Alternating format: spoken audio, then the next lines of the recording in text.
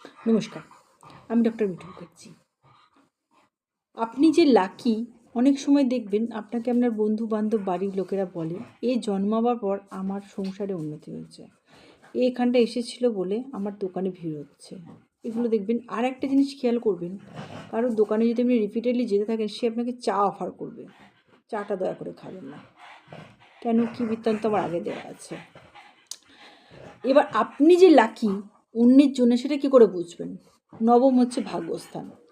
তাই নবমে যদি কোনো গ্রহ বসে থাকে, সেই গ্রহ অনুযায়ী তাদের কাছে আপনি লাকি। যেমন ধরুন, নবমে যদি রবি থাকে, আপনি পিতার জন্য লাকি।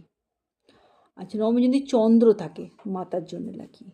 নবমে যদি বুধ থাকে, ভাই বোনের জন্য লাকি। নবমে যদি বৃহস্পতি থাকে, গোটা পরিবারের জন্য লাকি। আর নবমে যদি শনি থাকে, অন্যের জন্যে আনলাকি, নিজের জন্যে লাকি।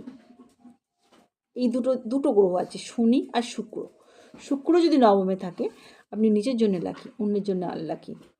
আর রাহু যদি থেকে থাকে, আপনার যে বন্ধুবান্ধব আছে তাদের জন্য লাকি। এটা কিন্তু নবমে যদি এই গ্রহগুলো বসে থাকে, মিলিয়ে দেখবেন। আর নমস্কার।